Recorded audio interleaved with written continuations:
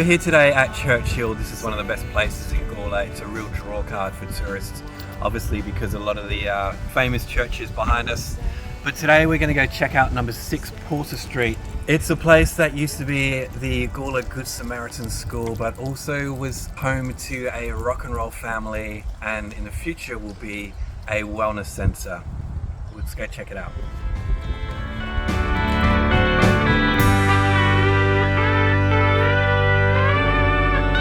Same town, same streets, different worlds.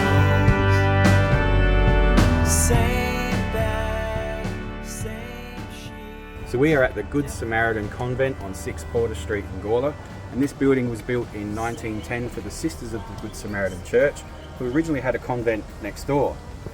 This building was opened by the Archbishop Michael O'Reilly, and it still has some of its original features, including the grotto, the cedar staircase, and cedar wood in the church upstairs. It was considered a privilege for the students to polish the cedar staircase, and it was considered a reward. Right now we are going to go inside, and then we are going to go underground. Same bed, same sheets, different worlds. Same cloudy sky over you and I. Same tears, different eye.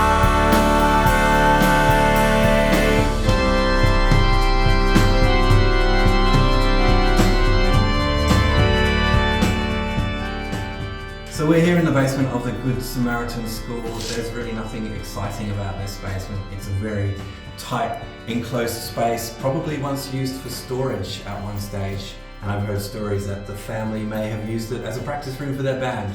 But we're going to throw it over to Alan now, and he can tell you a couple of interesting stories about this place.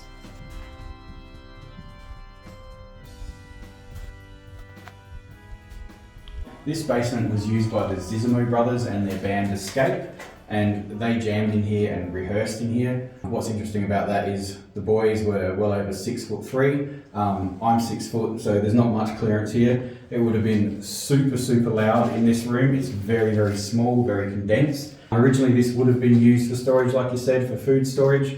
But one of the other things with this basement is it's considered haunted, and it is believed that a spirit of a little girl haunts this particular basement. No one knows who she is. There's no record of anyone, a child dying here, but she has been seen down here by the present owner.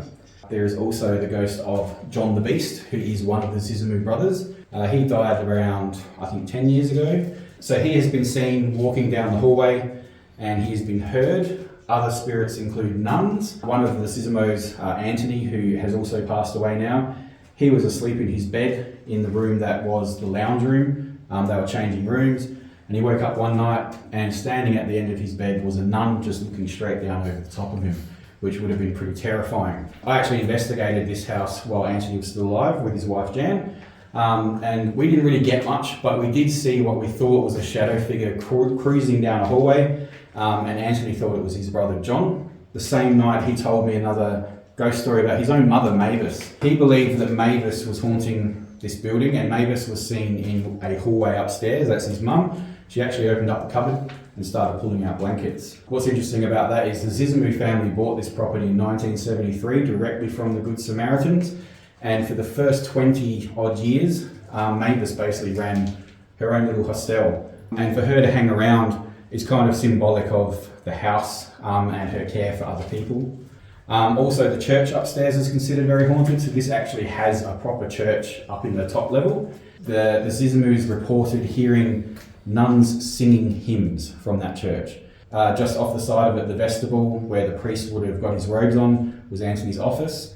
And in the end, Anthony was a very big man, as I said. He was terrified to go up there because he just felt that there was this presence always around him up there, sitting just behind him, watching him, and it made him a little bit paranoid in the end. But yes, very haunted. Bon voyage to you, bon voyage to me.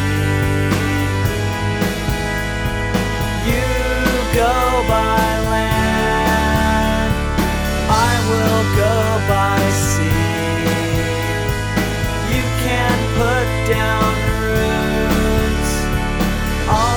drift aimlessly. Now, another little interesting thing about this building is it's rumoured to have a tunnel, and the tunnel is believed to be over this side of the building. So this way we are facing north, and the St. Peter's and Paul's Catholic Church is directly out this way, and it's believed that the tunnel comes from under this basement, straight under that church, over to the priest's manse over on the other side of Parnell Square. There is no proof of that happening. Lots of people have conjecture that it's there, but I've not seen a single document yet that proves it.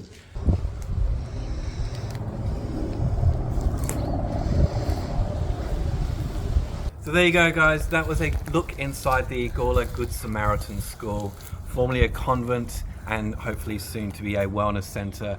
I'd like to take this opportunity to thank, of course, Alan for giving us all the ghosty stories, and Naomi for letting us have a good look inside the building, and the artists for contributing their work, and Abby for being the camera operator. There's the Gawler Good Samaritans, guys. I hope you enjoyed that video.